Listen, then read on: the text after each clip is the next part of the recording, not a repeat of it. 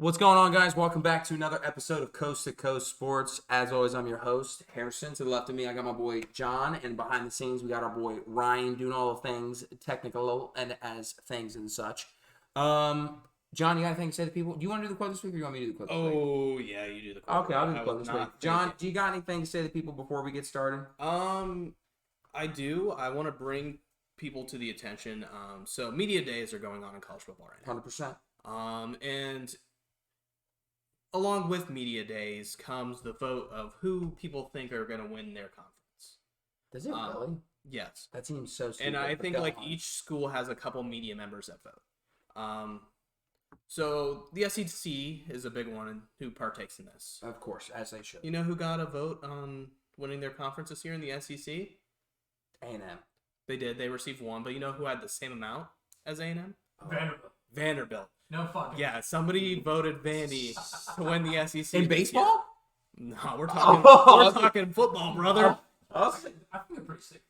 Hey, first of I think all, they are if it's sick, baseball, yeah, sure, I'll give them all the votes. But football to win the SEC? Well, it's probably a Vandy beat writer who voted, but respect to that. But say you're dying on that hill because only 5 SEC schools even got votes to win their conference. It's Bama at 86.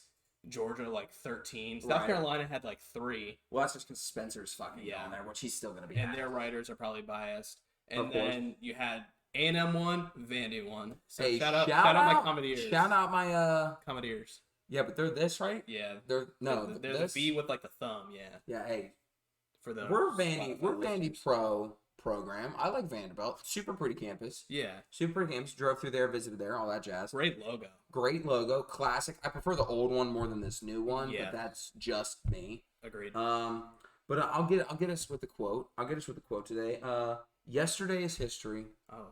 Tomorrow is a mystery. Mm. But today is a gift. And that's why they call it the present. Wow. Kung Fu Panda Master Oogway, I believe, said that. And he's a fucking goat for that. So shout out Master Oogway. Shout out Master Oogway. He's dead. He did die. He did die.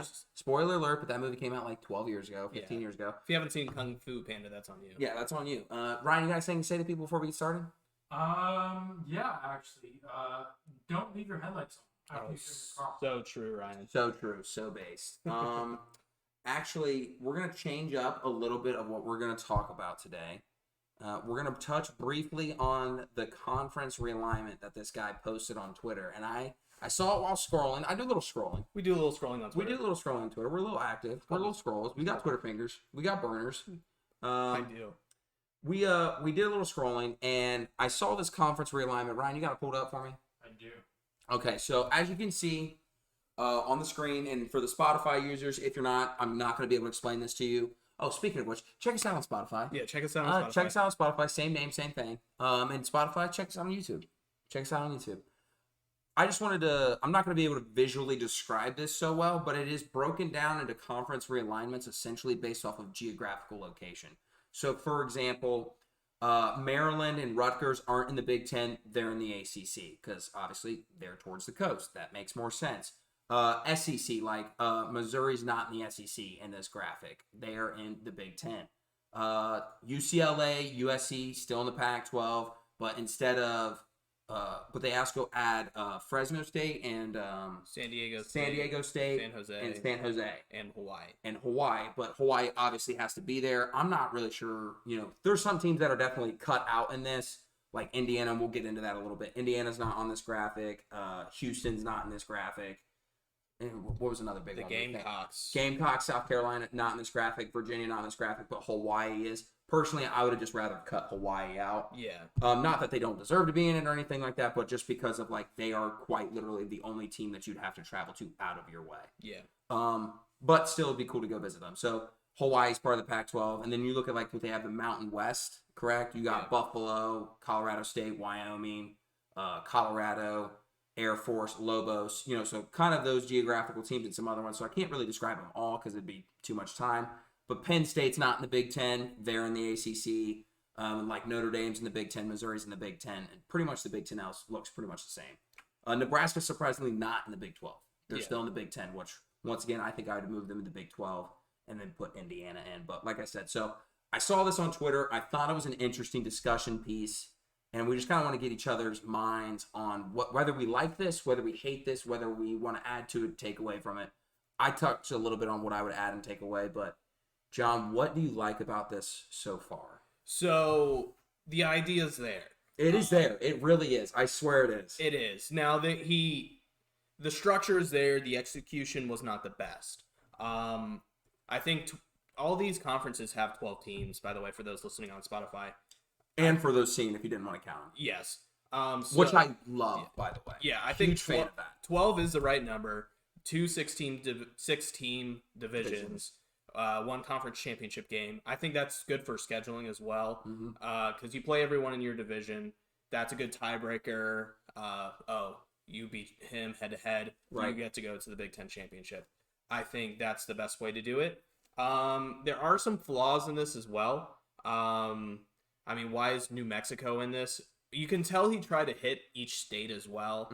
Because there's some states that shouldn't even have a team on here, like Wyoming, New Mexico, Hawaii. You can argue even Rutgers. So for those that also aren't seeing it, though, Montana, North Dakota, South Dakota, Vermont, Delaware, Massachusetts, Rhode Island, Maine, and Connecticut have no representation. Along with Alaska. Alaska, I don't even think has a college in it. They not.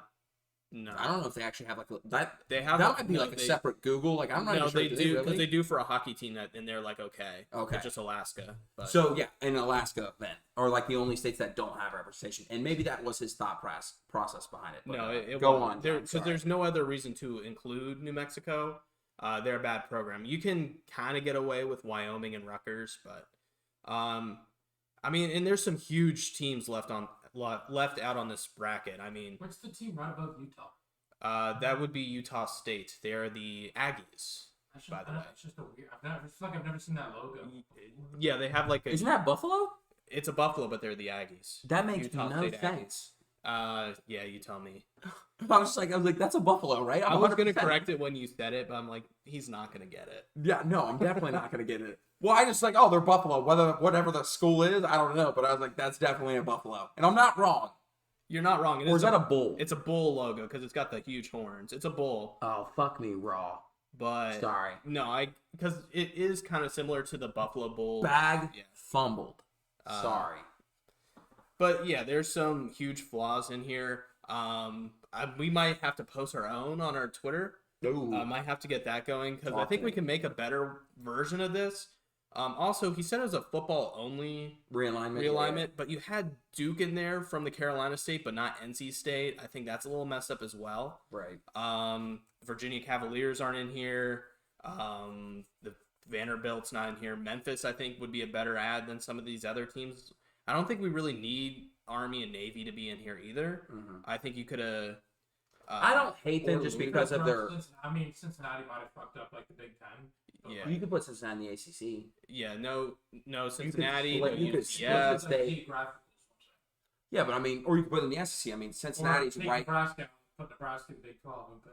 No Western Kentucky. Yeah, but what I'm saying, you could take Cincy and just basically group them with the SEC or the ACC because it is right there next to Kentucky it's next to Kentucky basically. So yeah, it's not like the worst thing ever. I kind of like the Navy and the Army one just because of their historic programs and the fact that they're not going to contend for a national championship, but they do have history to them. I kind of like them being there.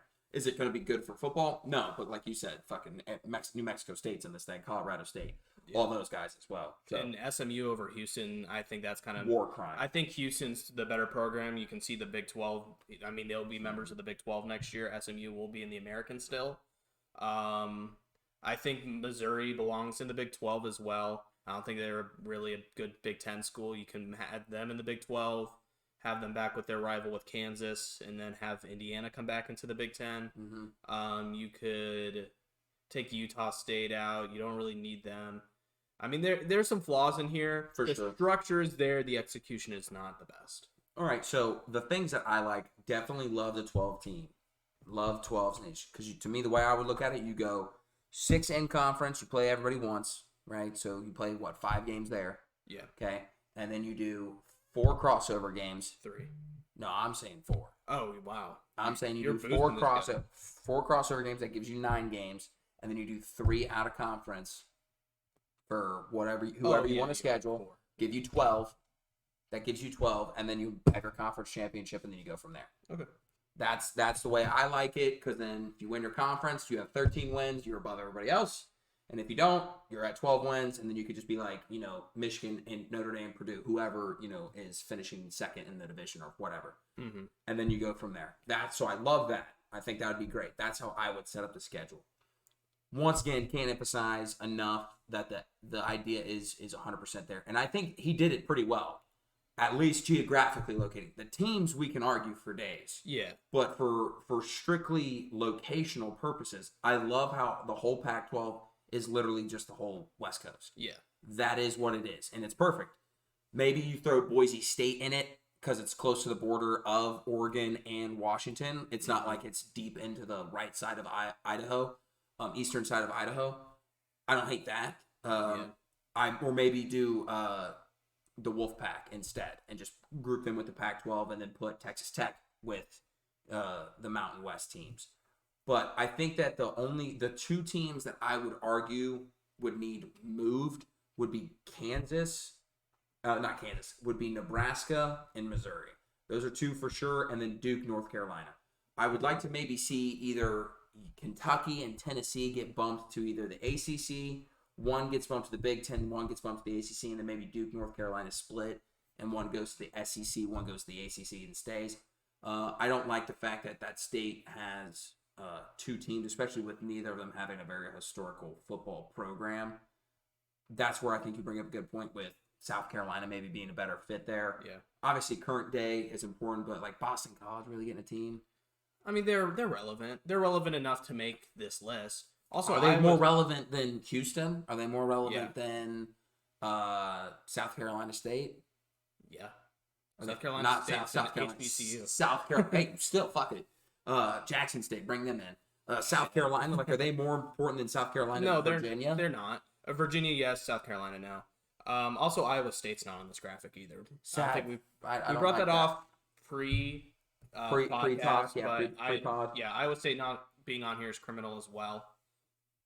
I don't know what's bigger, Houston or Iowa State not getting on. I would say Iowa State, right? Because they're already Power 5. Okay. And they've been Power 5. But to me, the biggest one that I don't like, I feel like is getting left off, this might just because it's regionally biased, is Indiana. Yeah. I don't know why Indiana's football program hasn't been that good of recent. Iowa State definitely has had a better football program, and Houston's had a better football program the past couple years. I think they were the best 6-loss team a couple years ago, and then they were supposed to actually be like really good. Yeah, but old boy tore his ACL twice. Well, they were good. He blew his knee out in the COVID year or whatever. Like, they played those first 2 games, like, won, and then like were close, and then he blew his knee out, and then they lost like every game since. And then I think this year, I think he got injured again. And if we're gonna talk about the best 6-loss team ever, I'm talking straight up Cornhuskers. Well, they had 9 losses. They had a plus minus of 0. So that's my team. If we're talking about a tough team to beat or tough out, it's Nebraska. Sucks. Well, Indiana was good. Hey, we're coming back. They had a plus minus of 0. That's fucking impressive, especially when you play teams like Michigan, Ohio State, teams that are supposed to beat the shit out of you, and they're 1-score games going into the 4th quarter. That's impressive. I don't care what anybody says. Whether you lost the game or not, there is such thing as moral victories. I don't care whether you like them or not. There are such thing as them. I've lived through them. I hate them to some points, but there are such thing as it. Oral Roberts making it to the Sweet 16 almost, that's a moral victory for them, right? Duke getting bounced in the 2nd round of Mercer, shout out my guy Ryan for picking them to win it all. That's not a moral victory for Duke. That's first round. Yeah, it was first round. They were 2 seed, right? To Mercer's 15, right? So you get bounced by them. Moral victory for Mercer, and they did it. But Duke, you fucking suck, bro. Get out. So I think there are moral victories, but I do love this for so many reasons. It's also a very appeasing graphic as well. Oh yeah, because like all the states are color, and no state is like split either. So there's no like halfway you're splitting Iowa red and orange here. Right. It is just each state is a color, and it looks good, and it sticks with it. Now, the one thing I do like is I think this this realignment is foretelling that. I like how Notre Dame's in the Big Ten because they probably 100% will be eventually. But Ryan, you got anything that you like or don't like about this graphic so far? I don't like. I mean, I do like how little the Big Ten has changed according like from this graphic, but I also don't. Would you like to see somebody I added? think. Listen, if we're gonna take, I'd rather Indiana be in there. Get Illinois the fuck out of there. When's the last time Illinois did anything? That one year they had that black quarterback, like number 7. Juice Williams. Yeah, Juice Williams. They're also good Fucking, in the 80s. I think that was the last time. That was like probably the last time they beat Ohio State, right? They won the Hillbuck or something like that. 2007, yeah. Juice Williams was a beast. That was He the year. was slaying that That was thing. Ohio State's only loss It's that weird. year, except for the national weird to me. championship. I know Penn State is a fairly new like Big Ten school, Like Was it, 93. like 90s or something. It was like early 90s. but it feels weird not seeing them in the Big Ten. Yeah. I wouldn't say they're fairly new, just compared to how much the Big Ten's changed of the past decade. Right. I wouldn't say Penn State's obviously a blue blood like Michigan, Ohio State. What was it? Is Wisconsin? Was Wisconsin an OG? I mean, it's well, yeah. Yeah, Wisconsin came the same. Wisconsin's an original Big Ten member. Yeah. So I mean, it's not like that, but I mean, when you look at Maryland, Rutgers, obviously UCLA and USC, They're in the Western Conference. I'm talking about in the Big Ten. Yeah, I know. Of Sorry, the Big recent- Ten was the recent. Western Conference, Yeah. and I was saying Wisconsin was a part of the Yeah. Western. So I'm saying just like in general, like of those, I mean, Penn State event is like kind of like not really a blue blood, but they're like a blue blood adjacent now at this point. They're tier 2. if They're you're like, yeah, making- they're definitely in I there. do like how the SEC. Especially because they're also successful. Well, It's the not last like couple they're of years they're like 500, but I do like how the SEC. still better than fucking Rutgers and Maryland. yeah, that's just not blue blood. I do like how the SEC looks like. Oh, I think the SEC looks really good. The only thing I don't like is Kentucky. Like, Kentucky I know they beat- definitely belong in the SEC, and for this graphic, I'd rather see LSU get bumped to the SEC, Missouri get bumped to the Big 12, and then Kentucky get bumped to the Big 10. Yeah, That to, LSU me not would being in look, that to me would look better. LSU not being in the SEC is also a little weird in this graphic too. I didn't If you're taking in like original like the original conferences, teams, yeah. that's kind of messed up. I also think that would make it look. I also think that would make it look better visually as well. You put Missouri with the Big 12, that gets that whole region filled in. Kentucky goes to the Big 10, that makes that connection, and then LSU's with the SEC, and that makes the SEC much more closer. Either way, though, I think it looks really good. I think some of the teams are flawed, but other than that, I think that if you're definitely hearing us on Spotify, you should definitely peep this video on YouTube, give it a look. Yeah. But I think it was really a really good graphic. Yeah. And it's not something that we're going to argue over. I just thought it was like a fun thing to bring up and talk about. Yeah. And like John mentioned before, we're definitely going to make our own little tier list / our own little geographical location, based style of conference breakdown. So then look out for that on Twitter. And real quick before we go away from this, it does bring back some old rivalries as well. So you got BYU, Utah, Pitt, West Virginia, Arkansas, Texas. There are some rivalries coming back in this, but you're also tearing some apart here. Mm-hmm. So we'll hopefully do a better version of this, and we'll let you guys kind of think and kind of vote on that as well. But as we get on from this, moving on, before we continue, let's just bring up one of our sponsors as always, Pete Abilities. Oh man, fresh food, fresh experience, everything you want and more. Did you know that it was raining today, John? It did rain. It was raining today. Yeah. Would you say that going to a food truck is not the ideal situation to do in the rain? I would say no. I would say not. Well, good thing they have a brick and mortar store off of Old Hilliard, Ohio. Over there by Crooked Can. It is in the Crooked Can, so it's completely covered. But if it's a super nice day out, they have patio seating and everything as well. They've got fresh food. Make it right in front of you, Subway style. They do. They put it on the grill. They cook the food every day. They rotate their fries every 30 minutes. Wow. Name one restaurant that rotates their fries. They've been sitting there. They're like, these fries are no longer good for our customers. Get them out. Name one restaurant that does it. I can't. I think McDonald's does that. Stop it. Stop it right now. But anyways, Pete Abilities. Pete Abilities. They've got everything you want and more that you can put on a pita. I'm talking falafel. I'm talking chicken with endless sauces, teriyaki, shawarma, tiki masala, barbecue. Anything you want on it, they've got it. Then they've got your Euro meat with the best house sauce in the world. It is Bella sauce. It is so good. It's homemade, secret recipe. I never got my hands on it, but it is the best thing you can get. So check them out either at the food truck on their website. They'll tell you where they're at for the day. I think they're in Gahanna today. Oh, and you know what? That's not very close for me. But guess what? Crooked Can's closer. So that works for me anyway. So make sure you check them out. Tell them that we sent you as well. And let us know that you guys love them as well. We appreciate them and we will always support them. So thank you, Pete Abilities, for sponsoring this part of the podcast. Moving on. John, I know you and I have talked in passing and in years before. We know how much you love garage sales. I love garage sales. They're the best. Who doesn't? Name one person in this house that doesn't love garage sales. I don't. Right. I can't. Right. Do you like garage sales? I used to do garage sale at least twice a summer. Where I lived.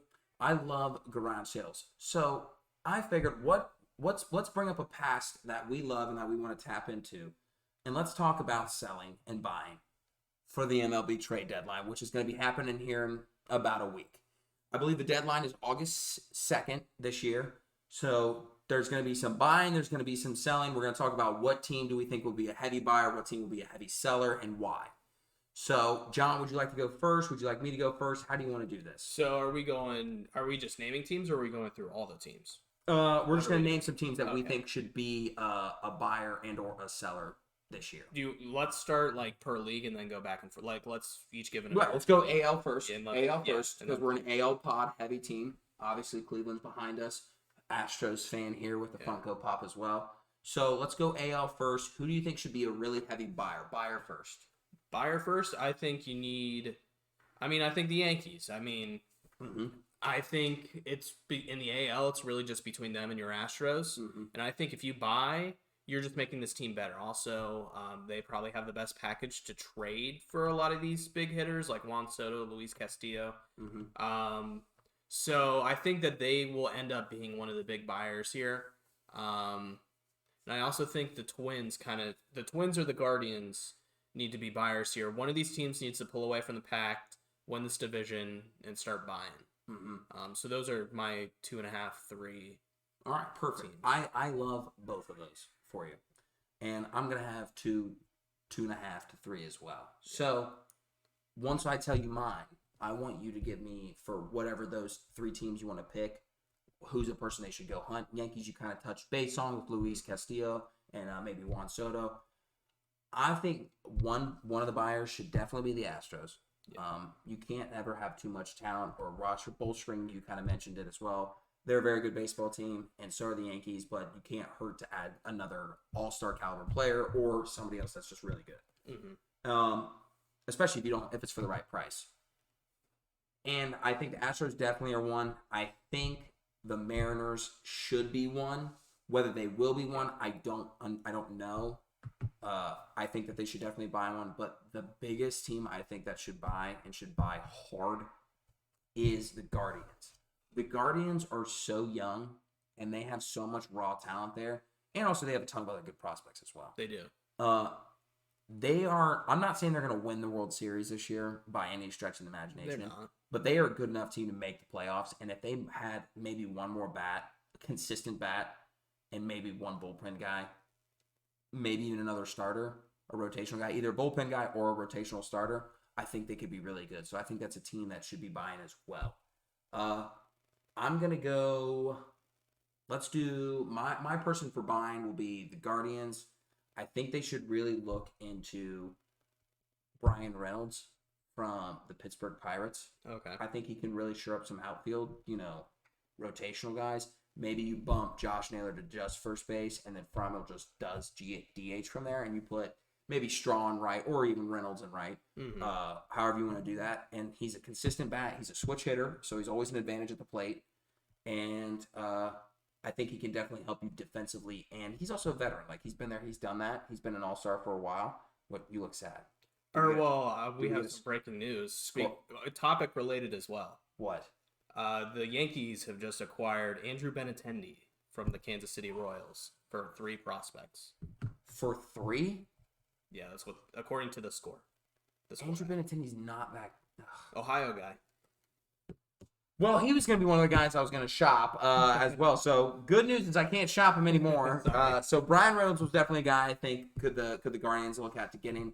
I also think maybe for the Astros, I would think Brian would be a good fit as well. Mm-hmm. And then the other person I think the Astros should maybe looking to try and get is maybe like a Soto from the Tigers. Yep. A good setup guy, or maybe just put him in the 7-8 spot, and maybe even also. I was going to say Andrew Benintendi and or Brian Reynolds for an outfielder as well, just to kind of shore that up in depth spot. But Astros, especially Josh Bell. Show up the first baseman. Yuli Gurriel's definitely having a down year compared to last year. You win the batting title last year, and you're hitting just, I think, above 230 right now. So very big drop-off from him in every aspect of the way, every aspect of his game. So those are my two buyers that I think should be looking big time. And then going back to my Twins and Guardians, I think one person the Guardians should go after is Wilson Contreras from the Cubs. Mm-hmm. I think the catcher position is really where Cleveland's the weakest right now. And Wilson Contreras is having his best offensive season probably in his career. Mm-hmm. He was the starting all-star this year. And the Cubs look to be selling him right now. So I think that's somebody Cleveland should kind of go and pick up. Minnesota, I think you just need to add an arm, whether you are in that Castillo lottery. You can also go after Malley from the Reds as well. And there's some other pitchers on the market too. So I think Minnesota, you just got to go after another arm. Yeah, I also think that Minnesota could possibly shore up an arm with the Pirates closer. I'm blanking on his name right now. Fuck, what's his name? All I know is he's really good. I think he's leading the league in saves this year. Okay. And he's by far one of the Pirates' best players. Not that they have a whole lot to pick from, but I definitely think that the Twins or the Guardians could use a good solid closer as well. So other than obviously, Cleveland, I'm saying like a good setup guy for me. Yeah, good RP. But those are the two people that I think they should definitely be looking into. I don't know if for now switching gears, going from the buying side to the selling side, who needs to sell and why? This one's tough. Obviously, give me two teams. Give me two teams. I'll give you two teams. I think one team that needs to be sellers right now is the LA Angels. I don't know if you're not going to get rid of Trout and Ohtani, but I mean, if you can get rid of a Ward, a Marsh, maybe you can build the rest of the team up because right now. This is a bad ship that they're on. You got two good captains in Trout and Ohtani, but I mean the rest of this team is bad right now, and they're not playing up to their potential at all. So I think if I would have told you 4 months ago before the season started, the Angels with Mike Trout, Shohei Ohtani, they picked up Noah Syndergaard for basically nothing. Yeah, veteran pitcher that at his prime was really good. And I would have said they would be at the fourth behind. They'd be just above the A's in the standings, and they're only 4 games ahead of them. Would you believe me? No, I would not. 21 and a half games out after just a week after the All-Star break. Right. Insane. So bad. But yeah. So sorry. Go on with Angels. Anybody else you think? And then my second team that needs to be sellers is the Detroit Tigers. I think. Looking at this roster that doesn't really have much going for it, you thought you were going to be good this year. You added Javier Baez. There's a lot of hype around the Tigers this year, and they have just flopped. I know they have some young guys coming up. They have that one for Tuckle Corlson. Spencer Torkelson. Spencer Torkelson, that's what I'm thinking of. He's not even their best guy. He got sent back down, I think. Well, he got sent back down, but I think he had some injuries and Riley Green is looking really good. Riley Green, starting outfielder. Yeah, he's been really good. But so the Tigers have some pieces. They just don't really have a good roster right now. I think you can add to that by selling here at the deadline. Maybe get rid of. I mean, you're not going to get rid of Prince Fielder, but just get rid of some people. Build this up for the future. In such a average division as well. Maybe you can win in a couple years with a couple additions. I think one of the bigger teams that needs to be a seller here is, in fact, and this may come as a shock to one. I'm going to give one that's more realistic, and then I'm going to give a shock one. The realistic one is the Royals. Yeah. They've already done it. They've already started as an Andrew Benintendi being gone. But I definitely think they should try and flip maybe Whit Merrifield. They know Bobby Wood Jr. is going to be the face of the franchise. Yep. Maybe get Salvi on a team. I don't know what his contract looked like off the top of my head. Maybe get Salvador Perez on a contender. They could probably get some decent pieces for him. Pretty good pieces. He's a veteran. He can hit for power as well. And he was, second in the AL in home runs. Like I think he was actually second in the AL in the home run race, not just in the AL. So I think you could definitely get a lot of value for him. Veteran guy, smart, good backstop as well. So try and flip him. Whit Merrifield maybe. Alberto Mondesi I know has a torn ACL, but maybe you could get something for him, assuming he comes back to full strength. But those are just a few guys. Zach Greinke's, I think, going to retire after this year. That's why he went to Kansas City, so maybe not him. Mm-hmm. But Andrew Benintendi's already on the move, so you can see that their fire sale's starting. And then the second team I think is more of a shock than anything would be either the Rays or the Red Sox. Yeah. The Red Sox are criminally bad this year, and I don't know why. They are below 500. They are 17 games back from the Yankees. I believe they are out of the playoffs right now. Yeah, they are. They're last in their division. They have to be. But I mean, the Orioles are better than the Red Sox, and the Orioles added 0 pieces. Yeah. They called up Adley Rutschman. That's it. Yeah. That's it. And they signed Odor, Or Gunnar. who's Gunnar. fucking 150. Yeah. So I'm not saying panic on the Red Sox yet, but their team is way too talented to be last in their division alone, especially being 17 games back. You have Rafael Devers, you have Xander Bogaerts, who's arguably the best shortstop and third base combo in the league, arguably. Then you look at the rest of your field, you have JD Martinez, veteran bat, very good. Alex Verdugo, no scrub. Jackie Bradley Jr., solid veteran guy on the team. And they have solid pitching staff, and their bullpen's kind of shaky, kind of okay. But I'm not saying necessarily sell the ship, but see if you can get somebody back for some of these guys, because you guys are criminally bad this year, and I don't know why. And then the Rays are kind of in the same boat. They should be a lot better than what they are. They have a ton of young guys. I know Wander Franco. I know Randy Rosarina are basically your franchise. You have the AL Cy Young arguably on your team this year, and you guys are 13 games back. They've had some injuries, to be fair. And they have, and that's fine. But, everybody else in your division's gotten better or is getting better. I mean, there's still 7 games. They're still, they're not like they're out of the race. And I think the Rays are in the wild card spot. Yeah, so they're a playoff team still. They're a playoff team. They got the last wild card. They're not completely out. I'm not saying that. They're just a shock factor of, hey, if we're trying to buy or we're trying to sell, they need to decide. I'm not saying sell the ship. I'm saying maybe sell 1 guy, 2 guys, see what we can get back in some trades and see if we get something to build for the future, because they definitely need to shore up some stuff. Yeah. So flipping to the National League, who do you think should be a buyer and who do you think should be a seller? Let me go. Would you like me to go first? I can go first. No, I can go first. Mm-hmm. We can keep this pattern going. I think one team. Give me 2. So my first team that needs to be a buyer, give me the Philadelphia Phillies.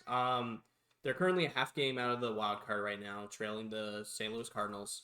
I think the Phillies have a good thing going for them right now. They have a great offense. Their pitching's good. It's just their defense is just fielding is terrible. If you can get a Gold Glover in there, former Gold Glover, I think this is a playoff team. I think they have a deep enough roster as well. Once they get to the playoffs, they can make a run because they got the bats, they got the pitching, and I think when it comes to playoff time, that's kind of what's most important. So I think the Phillies should be a buyer. Another team that I think should be a buyer is the Milwaukee Brewers need to be a buyer as well. Ooh, okay. They're only 3 games ahead of the Cardinals right now in the Central. They have some pieces that they can get up. They could probably get rid of Christian Yelich, if we're being honest. I know Brewers fans love him. He's not been the Christian Yelich of 2018. He's not the same guy anymore. He's not. You would say he's not that guy, pal. He's not that guy. And this team is very solid. It's just nobody can pull away from each other, whether it's St. Louis or Milwaukee. Neither one of them can pull away. And it's such an easy division, too. You got 3 really bad teams, but anchoring the bottom of the National League. And, I mean, they just need to pull away. So I think they need to be buyers as well. Okay. I don't hate either of those. The biggest team that I think needs to be a buyer is the Cardinals. Out of the NL, I mentioned this like I think last week or a week before. The reason I want them to be the biggest buyer of the NL is because I want them to get Albert Pujols, Yadier Molina, and Adam Wainwright in the playoff one more time. Whether they get swept, beat the shit out of them, I don't care. I just want them to get in there one more time to get them their last hurrah, give them their flowers. I think it'd be really cool. And also the fact that they're not a bad team either. They still have, I think they had, 5 Gold Glovers last year? I think it was Goldschmidt, who's NL MVP right now. Nolan Arenado, who's a perennial Gold Glover every year that he's on the floor. 7-time Platinum Glove winner, I believe. Just off the top of my head, which is insane as well. Harrison Bader, good. Tommy Edman, good. And they obviously have the experience there as well. I think they definitely need like a bullpen arm and maybe another starting rotation guy. But the biggest thing I think they need too is a catcher. They need to pick something up from Yachty because Yachty's just not it anymore. His bat was never really there as a whole, like a big power guy. His defense and his intelligence is what always carried him very well. But maybe looking for a catcher, a bullpen, and a rotational guy as well. Whatever you can get, I think will bolster him very well. I don't think their offense is very bad. And then the second biggest buyer I think needs to be would be the Padres. The reason I say the Padres is I don't think they're catching the Dodgers. No. They'd have to go on an insane run to catch the Dodgers. I mean, they're 10 games up and 11 and a half games back. Actually, you know what?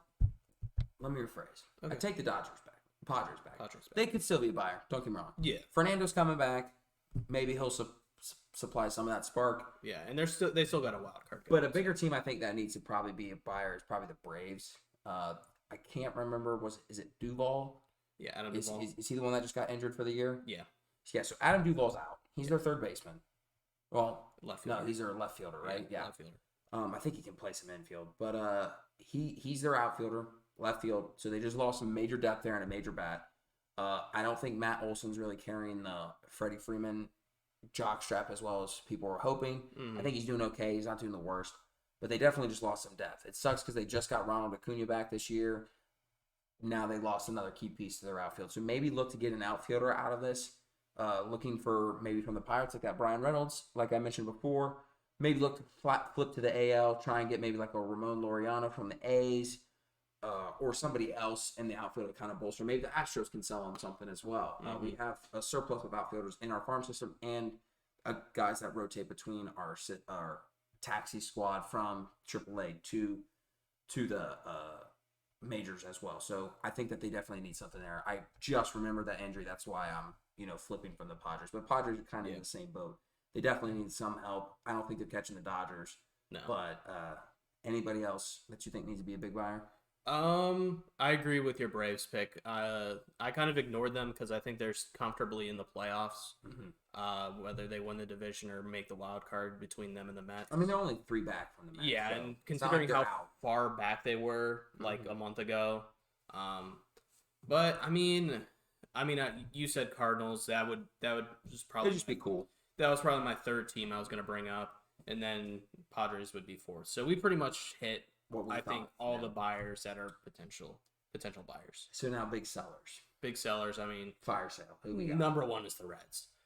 You got a good team coming up here in the future. You got some young guys, and you have a pitcher in Luis Castillo that's probably at the peak of his trade value right now because he's got another year. So you'll have 2 playoffs where he'll be able to play for a team. So I think the Reds can be big sellers here, add to their young core that will be up around 23, 24. So I think they need to be sellers. Another team is the Pittsburgh Pirates. I think similar to the Reds, they have a young core that's really coming up here. And I think adding depth to the future of the Pittsburgh Pirates will be beneficial for them at the end. Yeah. So I think the Reds and the Pirates are my 2 big sellers here. Obviously, they have their shortstop for at least the near future in Cruz. If they keep Brian Reynolds, they can have him for a little bit longer as well. Gamble's been pretty good for him. I definitely think they're going to have to go young, like you said before. But you said the Reds and the Pirates are definitely your 2 biggest. Yeah, I think those are the 2 biggest.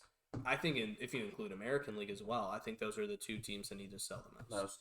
I'm Because gonna they got go. stuff to I sell. agree with those as well. I think the Cubs. I think I will tag in on that. Yeah. The Cubs and the Nationals. Okay. Reason I'm saying the Cubs is they have some solid pieces. Nick Madrigal, good bench guy, good guy that you could definitely play as a rotation guy, give some guys some rest, and he plays. I'm pretty sure anywhere in the infield except third and first. So you could play second, short, and he might even swing some outfield as well. Ian Happ, definitely on the trading block. You already mentioned Contreras as well. Maybe you get some of the bullpen guys as part of that fire sale. Kyle Hendricks, starting rotation guy. He could be a really good or really solid 4th, 5th option. And maybe even you kick him kind of like a David Price.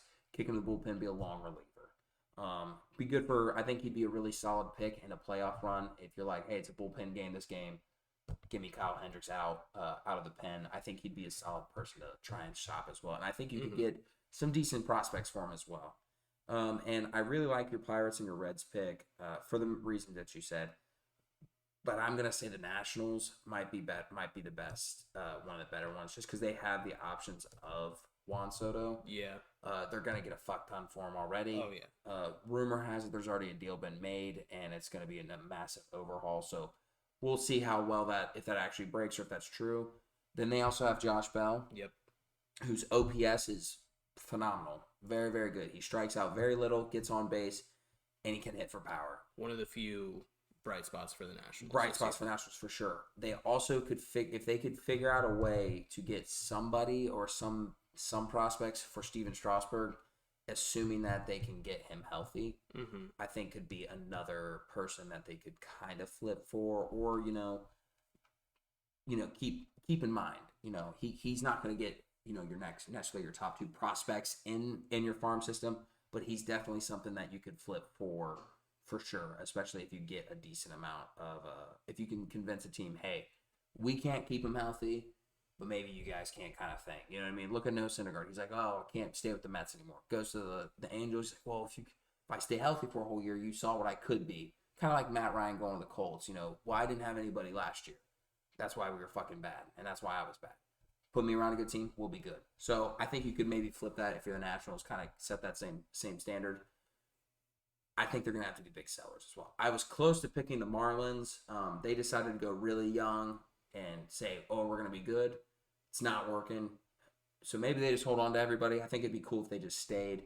Like, let's get everybody another year and maybe sign somebody in the offseason or maybe trade some other guys later. But Jorge Soler's not working really out that well for him. He's been injured, but he's coming back. Some of their young bullpen arms, some of their young arms aren't doing so well. They probably have the NL Cy Young on their. Yep. I would be shook if he doesn't win it. Corbin Burns is definitely giving a run for his money. Corbin Burns basically replicating what he did last year, and he won Cy Young last year. Yep. And I think he's actually technically doing a little bit better. His ERA might not be better, but I think his strikeouts are up. Okay. Or it's one of those flipped. But they were a close team, I was saying, selling as well. So it'll be interesting. The chaos is only gonna. So we'll be keeping an eye on it. We'll let you guys know for sure. And last year's deadline was crazy too. So last year's deadline was wild. Be excited to see what happens this year. I'll be actually really excited to see if the Rockies or Diamondbacks decide to move on from anybody. would, they don't really have a whole lot because Chris Bryant just got there. Diamondbacks don't really necessarily have a whole bunch of people to just offer up, at least positionally wise. Ketel Marte maybe. Yeah. Rockies would be like Connor Joe or CJ Crone, but I think they're going to try and keep them as long as possible. I think the Rockies might have some more. I think it'd be interesting if the Diamondbacks could flip Madison Bumgarner. They could.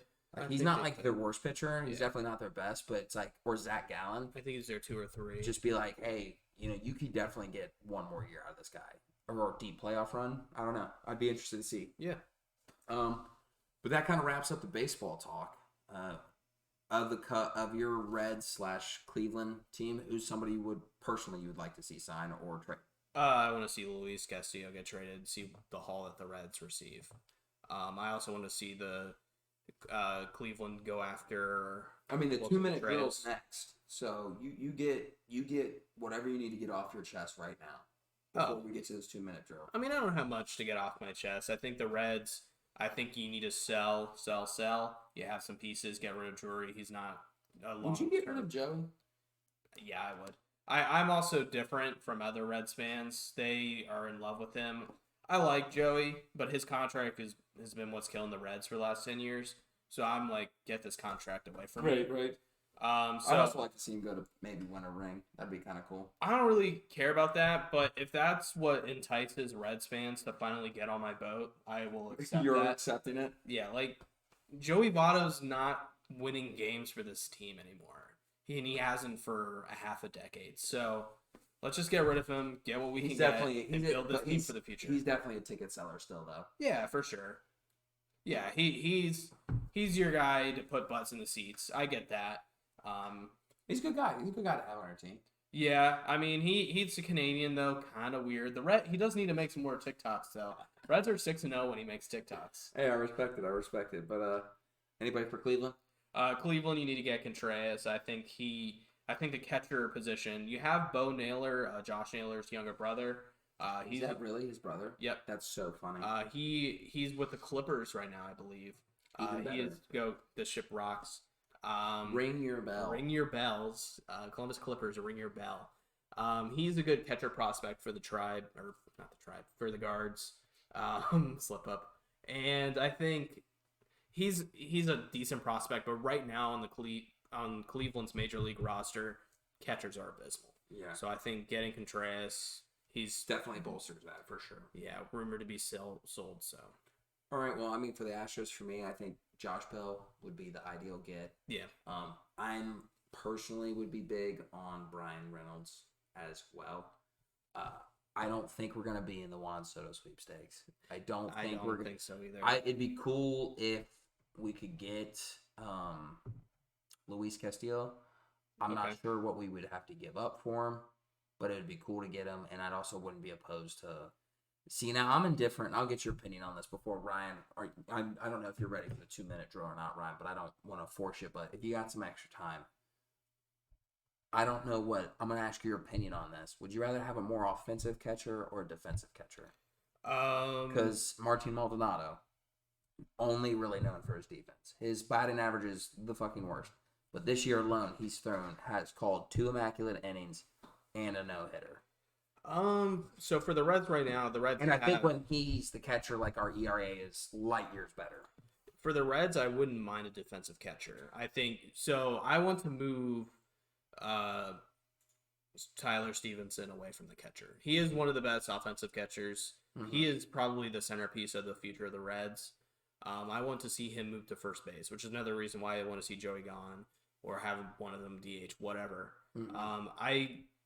This goes back to last offseason, but I don't know why the Reds really got rid of Tucker Barnhart. It's not like he was eating that much cap to begin with. Right. You really could have kept him and have Stevenson play some first base and then just have Joey DH. But with the Reds' obsession with Joey Votto, getting rid of him wasn't really an option, so they got rid of Tucker Barnhart. So yeah, that's where I'm kind of stuck on. I'd like to see Josh. I'd like to see maybe a solid outfielder to supply us with some consistency in center field. But when I want to talk about a catcher, because our catching is abysmal offensively, mm-hmm. but I love him for defensive reasons. And when it comes to the postseason, I'd rather have a defensive catcher than an offensive catcher, in the sense of pitch calling, pitch recognition, knowing your scouting reports, and what to expect. I think I'd rather have a defensive guy. And I'm not saying Wilson Contreras can't be that guy. It just would be an interesting switch of pace. So I'm a coin flip on him. But Ryan, are you ready? Well, Ryan, before you get us started, let us talk to you about our last sponsor and our other sponsor. Yeah. National Road Golf Course. National Road. On Route 40, just outside of West Jefferson, Ohio. Fun, casual, easy course to play. Link style, no sand traps, very low water, very few out of bounds areas to get yourself trapped in. You can find your ball easily, and you can definitely play 18 holes in sub 4 hours. And if you're looking for a fun, casual time where you can flip and play and feel good about yourself, check out National Road Golf Course. Let them know that we sent you by. They're friends of ours, and we want them to know that we appreciate them as well on the podcast. So feel free to check them out. Route 40, National Golf Course. I mean, who doesn't want a fun casual time playing golf? Yeah, some call it the fun casual joint. That's also Roosters, right? Yeah, but some say that about National Of Road. the golf course world, that is National Road Yeah, Golf. and they have the simulators. You gotta love the simulators. You gotta love the simulators. They got a full working driving range as well. Sharpen your game and sharpen everything around it at National Road Golf Course. Thank you so much, Ryan. 2-minute drill ready? All right, yeah. I want to mention something that I was not when I was scrolling, doing a little tour scrolling. You're tapped in. Tapped in. This year is going to be the first time in over 10 years that Alabama has had a true non-conference road game. Yeah, that is true. All their road games are neutral site. Yep. But the Non-conference? True non-conference road game. Who is it? Texas. Yeah, They're playing at Texas? Yeah, it's big noon kickoff. Everybody was complaining about that. Why the fuck wouldn't they do a neutral site? That would sell out the Cowboy Stadium, I feel like. Well, Because because they're they're trying doing to 2 get years. a neutral site game. Yeah. One for the whole, it's a neutral site game thing when it comes to the playoff committee, and two for like TV rating shit. For Yeah. like CBS. Plus, you get a home and a home. So And home, they're playing in playing- Tuscaloosa next year. You get another. I hate neutral site football games, by the way. I do too. I'm it's against good it. for I'm just both saying, games, to me, it makes but- no sense to why you would want to make less money potentially. I'm cool with it. Like, I'm if cool with it. Ohio- Trust me, I'm a fan. Like when I was a student at Ohio State, if we would have lost a home game because we were playing a neutral site game in Indianapolis against Notre Dame, I would be livid. Yeah, because Or how about we're playing Or Missouri. Texas at a neutral site game at AT&T Stadium? yeah. That makes sense. Well, or TCU. Well, that's what Michigan did. Didn't Michigan that happen? Michigan- Didn't that happen to like one of the playoff games or something a couple years ago? Well, we played TCU at Maybe that's what it was. Mm-hmm. AT&T. No, you're thinking the Rose Bowl because of COVID got moved to AT&T Stadium. That was Bama Notre Dame. That was the same day Ohio State beat Clemson. Right. Michigan played Alabama at the Cowboys Stadium. They like did. when we were like in like 8th It was grade, like or something 2011, like that, 7th grade. 2012. Yeah. The last So one like they- that to me, I thought was the stupid. last It's like true road game that Alabama had was Penn State in September of 2010. Yeah. I remember watching that game. Joe Pa was still their coach. wow. I can't believe. But there's a lot of flaws with how the SEC schedules. There's that. And then on top of that, so they only play 8 conference games and they have 17 divisions. So 6 of your 8 conference games are already set in stone. And then they also have cross-division rivals. So you always play one team in the other division one Right. time. So there's only a one game that rotates in their schedule in the SEC. That's why Bama went like 10 years without playing South Carolina, and they're in their own Yeah, conference. and they did. I was looking at their schedule. They played South Carolina for like the first time in years in like 2019. They Yeah. haven't played them since. The last time they played them was when South Carolina beat them in 2010. That was the last time they played. Oh, that's so funny. Yeah. Holy shit. So like, And they played FCS teams in yeah, October. instead of playing one more conference game. So that. In reality, it really is just 2 different conferences that play a championship game. Yeah. Because you only play 2 teams from that other division, and one of them is set in stone every year. Yeah. So Yeah, that's weird. I wish somebody would Yeah. come and just set that sound, but hopefully, you know, we'll well, with the getting rid of divisions, this will probably change. yeah, this will probably But change, but we'll see how it goes. It's just something that's flawed with the SEC scheduling that not many people bring up. for sure. Especially the playoff committee because, Yeah. money. Money. I can't hate them. It's what it's built on. Uh, I can hate them because I don't like college sports. You guys can't hate them because that's what it's built on.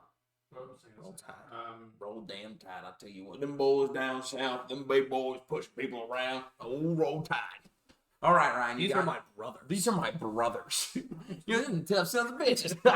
I love Shane Gillis. I was gonna say one more. Is that how handsome I am? Yes. Is that how handsome John is?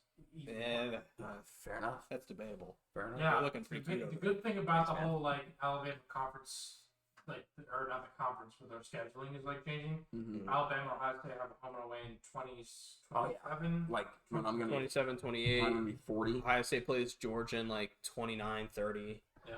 And Texas at some point. We play Texas, and Washington. We're playing Notre Yeah. Dame this year, next Playing Notre year. Dame, yeah. We have a good Road. future schedule here coming up. Well, Ohio as State of does. And now, then they I have mean- to redo all the conference schedules because of USC and UCLA. USC. UCLA. Yeah, Well, I plus mean, they're get it. probably going to get rid of divisions as well. It's the same thing though. Like we said, you know, when we were, I think we were sophomores in college when we played TCU. Yes. But it's like we said 4 years ago before we played, they're like, TCU's going to be a good thing. When we got there, it was like, well, everybody graduated and they weren't that good anymore. We just beat the shit out of them. And then they ended up losing. I think they were still ranked like 13th or 18th. At the beginning of the season, but at the end of the year, they were like a 3-win team. It also doesn't help. We injured like one of their star players that game. Mm-hmm. Doesn't matter. They still weren't going to be good. I mean, it doesn't help. Don't get me wrong. But they also injured one of our star players. Right. That is true. And same thing with Never played a staff for Ohio State. Yeah, and they did end up beating us, but when Ohio State scheduled Virginia Tech, they were a lot better than what they were in 2014 and 15. Granted, they beat us in 14. Yeah. But So I think those whole schedule things out don't really mean a whole lot. You're like, oh, they're going to be a good team, but once you get there, they could be fucking dog shit. Or we could be dog shit. something right? I mean, tells anything me can happen. Bama and Georgia will still be good, though. I don't know. I think I wouldn't be surprised. Georgia, I could see Kirby being Smart. good because Now Kirby the- Smart. Whoa. Are we gonna... I think Okay. we won't talk about that. Okay. I'm saying Alabama might be interesting because, if I think Alabama could be one of those boats where once Nick Saban retires, the wheels could fall off. I don't think so, but it could happen. I mean, with the transfer portal, it becomes a more likely scenario. Yeah. Because if he were to just leave and you got a shitty head coach, in the olden days, you'd have to wait a full year before you can jump play ship. again. So it becomes a more likely scenario, sure. But I don't trust Bama, but I think they will. Yeah. They'll hire. They'll somebody. reload. They've had great coaches. They'll probably before. get Dabo Sweeney or something. Yeah, something like that. But Well, he's a Bama alum. He played there. Shout out my guys. All right, Ryan, get us going on this 2-minute drill. All right. You tell me when we're ready. We'll fire these answers. Once again, Ryan's 2-minute drill. Quick hits, quick things that we saw on Twitter, saw us trending this week. Ryan's gonna read them off to us. We get couple seconds to respond and try and get it done in 2 minutes. Typically 5 questions. So, Ryan, what do you got for us this week? Kyler Murray gets a 5-year extension with the Cardinals for $230.5 million. Is it worth that much money? Hell no. No, he's the most overrated quarterback in the NFL. I don't say the most overrated, but he's up there. Go on. All right. Kirby Smart has agreed to a 10-year extension with Georgia for $112.5 million. Is he worth that? I think he can be. I think college coaches are definitely more easy to quantify. Going into this year, I thought he was one of the most overrated coaches. He proved me wrong last year, but I can see him falling back to his mediocre form. All right. Blue Jays beat the Red Sox game. I actually watched. It was fucking hilarious. 28-5. The Red Sox have dropped to last in the AL East standings. Did the Sox forget how to play baseball? It honestly feels like that. They are a dumpster fire. Once again, why I said they could sell. Playing like twos, Ryan. Playing like And twos. What's that mean? We'll talk later. Keep going. Hansel Emmanuel, the one-armed basketball star, officially committed to playing for a D1 school. Nice little feel-good story here. Yeah, I mean, you saw him on Twitter for the past couple of years doing his thing and grinding. He got a Gatorade commercial as well. It's definitely nice to see. I think he's a little overrated, but it's nice to see. Fuck that kid. All right, Julio Jones signs a 1-year deal with the Bucks to play with Tom Brady. Does this move the needle for the Bucks? No, I think they're too old. I mean, if you think about it, he's their number 3, so I think it's a good get for them. Oh, it might be a we'll good see. get, but We'll I see. think the Bucks are just too old, man. Maybe They showed their age last year. NFC week. Did we get it? Oh, fuck yeah, we got 27. Oh, yeah. See, that's my thing with the Bucks. I think that they're just too old. They showed some of their weakness last year. Tom Brady's still pretty good. He's going to be still a very good quarterback, but I mean, you saw once they lost one of their best wide receivers that they kind of the wheels fell off there as well. So we'll see. NFC's still weak though. I know, but I'd rather see Julio sign with the Colts. I thought Very he was top going there. heavy. Thought they were going to the Colts, but it is what it is. Very top heavy. All right, guys. Well, That wraps us up. that wraps us up. Thank you guys so much for hanging out with us this week. As always, check out the sponsors, National Road Golf Course and Pete Abilities. Let them know that we sent you. Thank you so much for hanging out. Make sure you check out us on YouTube. Check us out on Spotify. And if you're checking us out on Spotify, check us out on YouTube. Vice versa. It goes both ways. We appreciate you guys so much, more than you ever know. Check us out on Twitter. Interact with us. Be on the lookout for that tier list of the correct geographical relocating of these teams and conferences. Johnny, got anything to say to people before we let them go? No, I was going to say what you said. Just check out for the Twitter post. We'll make the correct list. All right, we'll We'll make get the Big correct Game list. Boomer on it. Big Game Boomer is our guy. Ryan, you got anything to say to people before we let him go? I can't stress this enough. Ooh. Yes. Can't stress enough. Can't stress it enough. Turn your headlights off. Oh, Hey, yes. turn if Turn you your if car you do leave your headlights on. Hey, public service announcement Yes. for those listening. If you leave your headlights on, they drain your battery. So please turn your headlights off. This has been the end of your public service announcement and Coast to Coast Sports. Thank you so much for joining us. We'll see you next week. Love you. Bye.